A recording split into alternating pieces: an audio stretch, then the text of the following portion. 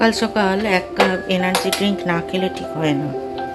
ওই জন্য একবার হয়ে গেছে সকালবেলা খাওয়া, এটা হচ্ছে সেকেন্ড বার।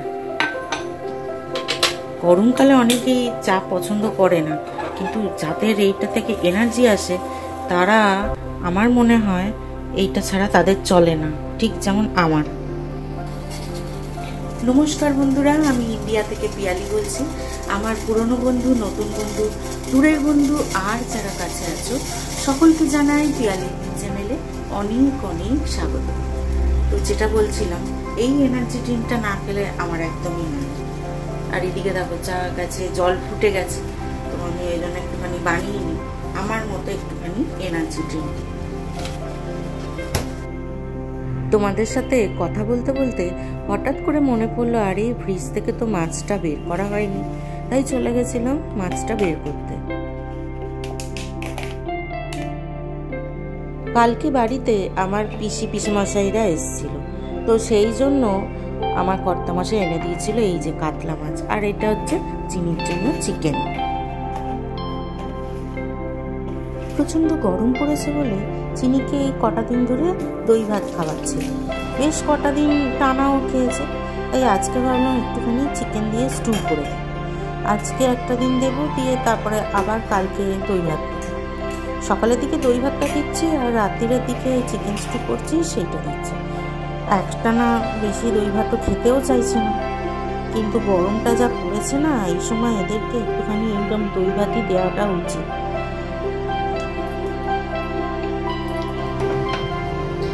আজকে কি রান্না করব এখনো পর্যন্ত ঠিক হয়ে ওঠেনি। তো মাছটা তো এই যে বার করে রেখেছি, তোমাদের দেখালাম।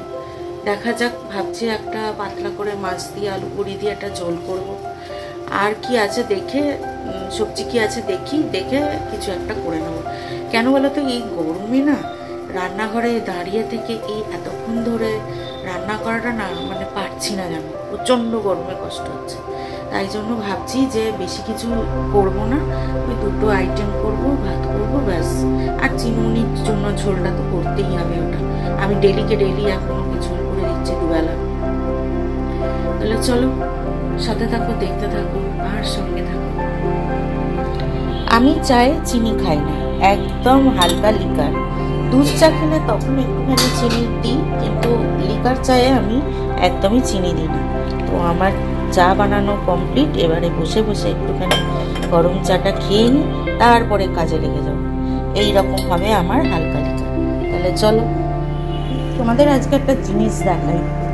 এই দেখো, আমার কাছে কতগুলো থামস আপের বড় বোতল ছিল 2 লিটারের, তো সেইগুলোকে কেটে ছোট ছোট যে ফুলগুলো হয় না, টাইম ফুল, ওইগুলো এখানে লাগিয়ে দিয়েছি।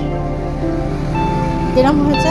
এবার এইগুলো যদি এখানে একটুখানি বেড়ে যায়, আসলে এদিকটায় রোদটা আসে তো, আর হাওয়া বাতাসটাও খেলবে, তো আমি এইখানে এগুলো রেখেছি। ওইগুলো ওই বড় জায়গাটাতেও রয়েছে, আর এইখানেও কয়েকটা লাগিয়ে দিই। আবার যদি কিনি আরও, তো এই 2 লিটারের বোতল তো আরও এদিকে ভাবছি করবো। খুব সুন্দর লাগে যখন ফুলগুলো ফোটে, নানা রকম কালারের করে দেবো, তাহলে দেখতে আরও সুন্দর লাগবে। বাইরেটা যা রোদ্দুর ফেটে পড়ছে একেবারে, একটুও বৃষ্টির নামো নিশান নেই, ঝড় বাতাসেরও কোনো বালাই নেই। কালকেই যা একটুখানি ঝড় বাতাস হয়েছিল ব্যাস। দেখছো কি রোদ্দুর। আমার রান্না এখন চলছে, এখনো রান্না শেষ হয়নি, 1টা বাজে, 1:10 হয়ে গেছে। আর আমি এদিকে এই যে মাছের ঝোল করবো বলেছিলাম বড়ি দিয়ে, তো বড়িটা ভেজে রেখেছি, আর এদিকে ফুলকপি আর আলু ভাজিয়ে দিয়েছি। আলু ফুলকপি বড়ি দিয়ে একটু হালকা মতো করে মাছের ঝোল করবো আজকে। যা গরমে ভালোও লাগছে না, এই যে মাছের নুন হলুদটা মাখিয়ে রেখেছি। Time is time. চিনিমনির আমার একদম টাইম হয়ে গেছে, ওই জন্য ওকে খেতে দিয়ে দিয়েছি। আর এই দিকে চলো তোমাদের একটা জিনিস দেখাই। এই দেখো বন্ধুরা, আমি এই গাছগুলোকে কিনে এনেছিলাম। এটা হচ্ছে জুঁই ফুল, এটা বেল ফুল, নিশ্চয়ই তোমরা বুঝতে পারছো। একবার ফুল ছিল, ফুলটা ঝরে গেছে, ডাল ছেটে দিয়েছি, তারপরে আবার কচি কচি ডাল গজিয়েছে বেশ কয়েকটা। দেখো এটাতেও তাই ডাল ছেটে দিয়েছিলাম, কচি ডাল গজিয়ে ফুরি এসেছে।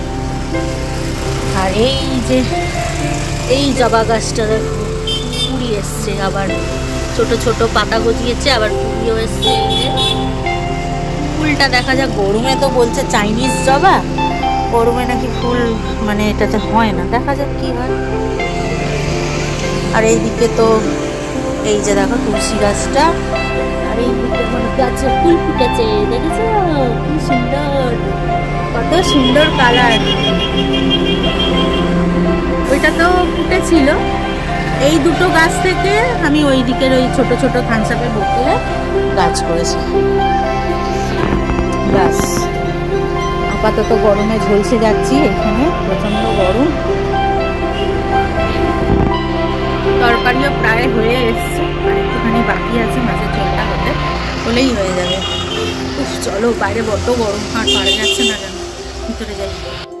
এই গরমে তৃপ্তি পেতে মেয়ে দেখো কাটলো একটুখানি তরমুজ, আর যেহেতু এটা ফ্রিজের মধ্যে ছিল, কি ঠান্ডা আর খেতে কি মিষ্টি, প্রাণটা যেন জুড়িয়ে গেল জানো তো বন্ধুরা। গরমের মধ্যে এত হাঁসফাঁস করছিলাম, তার মধ্যে এই গরমে রান্নাও ঘরটাও খুব গরম, তো একটুখানি এই তরমুজটা খেয়ে প্রাণটা খুব জুড়িয়ে গেল। ওইদিকে দেখো তরমুজ খেতে খেতে মাছের ঝোলটাও আমার রান্না হয়ে গেছে। করে নিয়েছি এই যে পাতলা করে আলু দিয়ে, বড়ি দিয়ে, আর এই কাতলা মাছ দিয়ে একটুখানি মাছের ঝোল।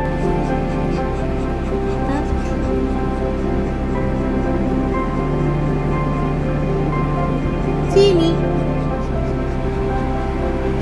চুনু এনে এনে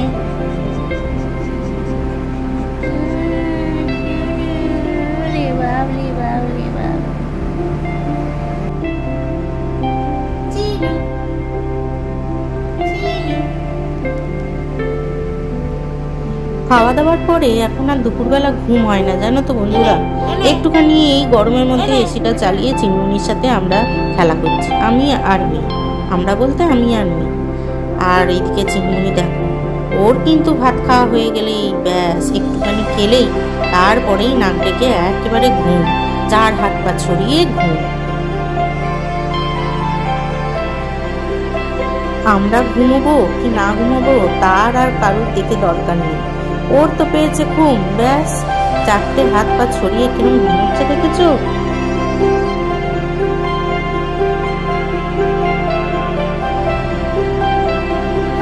সকালে তো গরম গরম বলে হালকা মাছের ঝোল ভাত দিয়ে ওদেরকে শান্ত করেছিলাম, কিন্তু এবেলা আর সেটা হলো না। কর্তা মশাইয়ের বায়না হলো যে না, আজকে একটু রাত্রিরে মটন খাবো। যেমনি ভাবা তেমনি কাজ, তিনি সোজা চলে গেছিলেন বাজারে আর কিনে এনেছেন মটন। এইবারে বলে কি না তোমায় করতে হবে না, সেই রান্না আমিই করব। কি মুশকিল বলো দেখিনি, একে এই গরম, এই গরমের মধ্যে কিন্তু কিচ্ছু করার নেই, উনিই রাঁধবেন বলেছেন, তো বাধ্য হয়ে আমাকে ওই পাশটা ফাঁকা করে দিতে হলো। দেখো দাগ টাগ সব সরিয়ে দিচ্ছি এই গরমের মধ্যে, তার এরকম অদ্ভুত বায়না আমাকে মাথা পেতে মেনে নিতে হলো। আজকের ভিডিওটা বন্ধুরা এইখানে অবধি রইল, আজ তাহলে আসি, তোমরা ভালো থেকো, সুস্থ থেকো, কেমন, টাটা।